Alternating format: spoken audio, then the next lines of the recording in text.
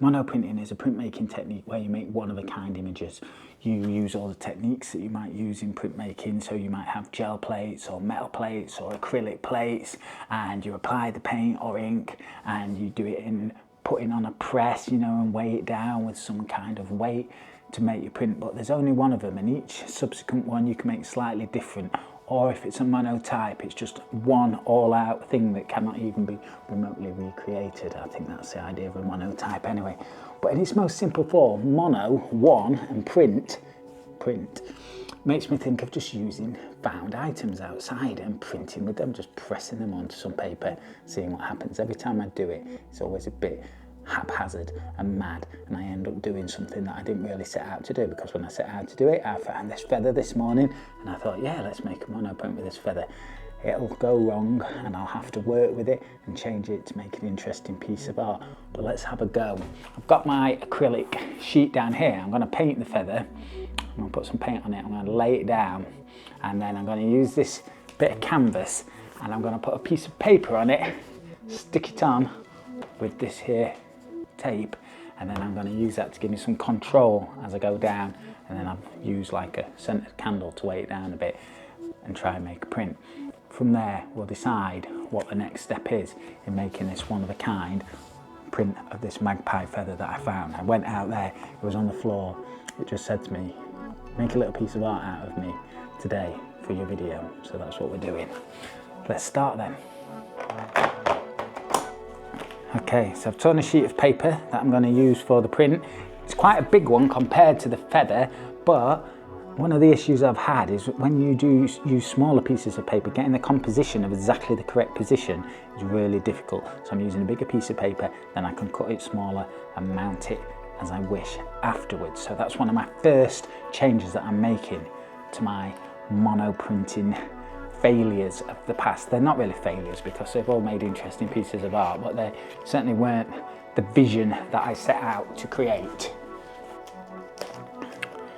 Low tack decorator's tape for me to stick my paper on to here.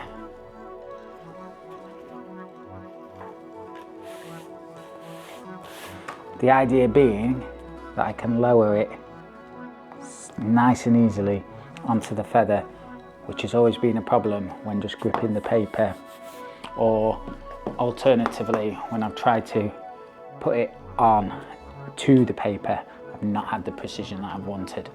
So this time we're going to use this. I have black Liquitex acrylic paint. It's pretty liquid, this one, so it should be decent for doing a mono print. I'm just going to put it into this yogurt pot lid.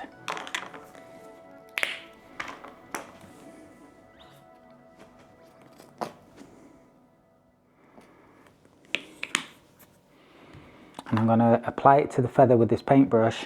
Let's try and run in the direction of the feather. I think we need to be quite heavy with the paint to start with. Really get it on there. Drop it down. There we go.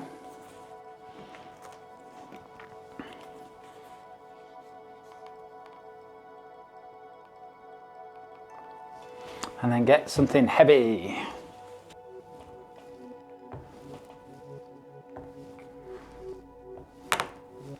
Lift up. The feather is stuck to the paper. Now let's carefully lift this off. Let's try again then and just keep making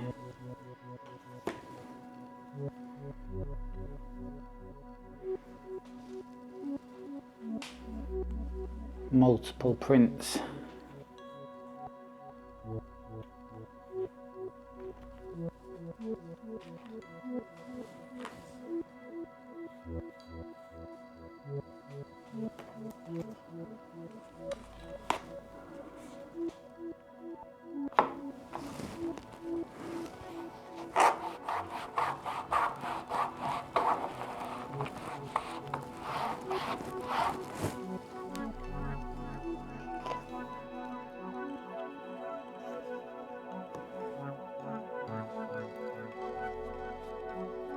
kind of break the feather strands up. I wonder what the individual strands of a feather are called.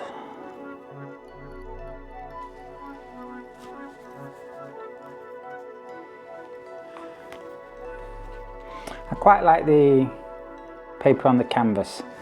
That seems to be an improvement in this.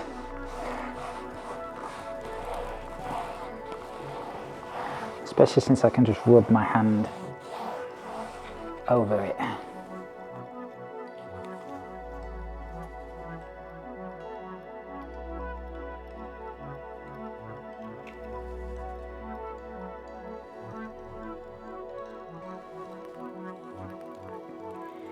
When to stop.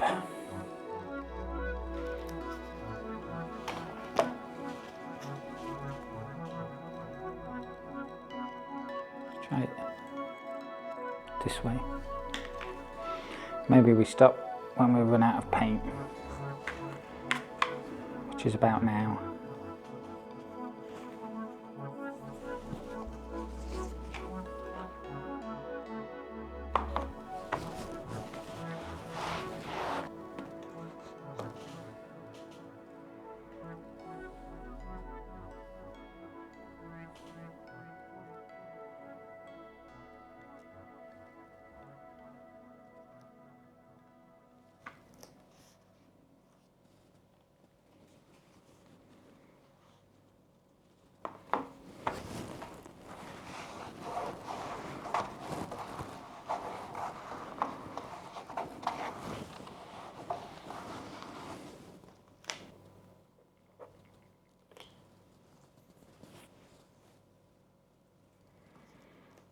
Okay,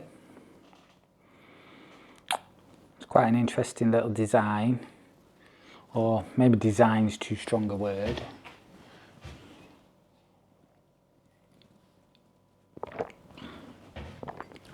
It's quite an interesting pattern, and what I do like about it is that we started off with the sort of proper feather shape, and then as we've applied paint, then it's become more sort of dishevelled and broken up, and then made these more interesting shapes towards the end. So it's almost like a process through time as well. So that's kind of cool.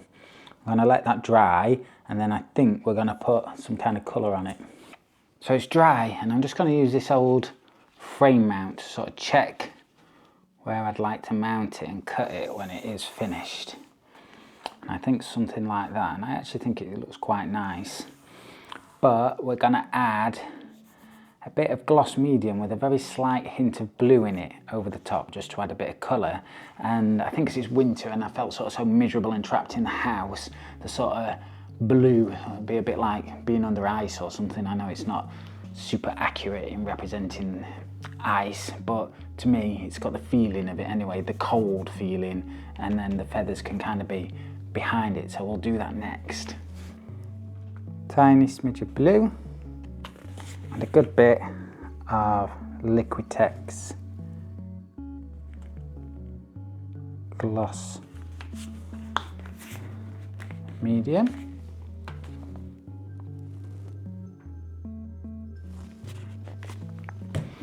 And we'll give it a good mix.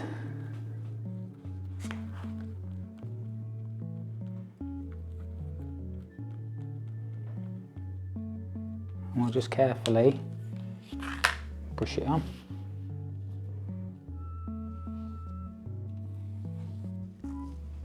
Do we want to leave the brush marks, or do we want to make it super homogeneous? Questions, questions, questions. Do you think we need to go further across though because of the frame mount's width? So that at least will determine. I think we're going to leave the idea of brush marks there.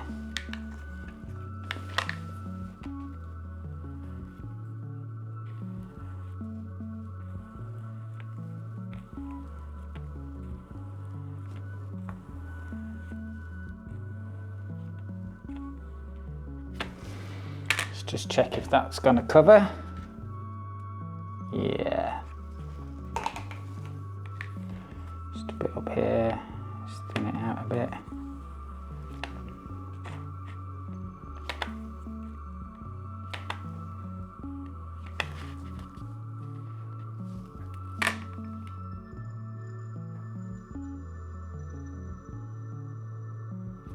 Nice. Leave that to dry, then we can cut it and mount it.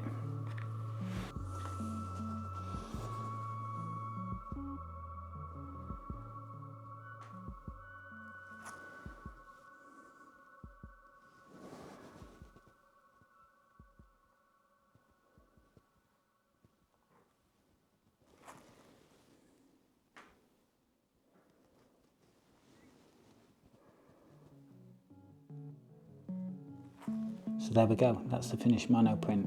It's got 4 imprints of the feather, sort of through time as it became more dishevelled as I was making each print. And actually I think this is the first time it's gone kind of how I wanted it.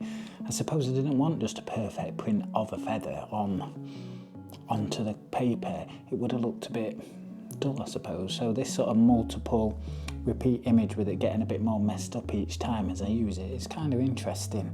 And I do like the blue put on the front as well, that sort of little glaze. So I'm going to stick that on my store for sale, and I've enjoyed making it. I'll see you next time.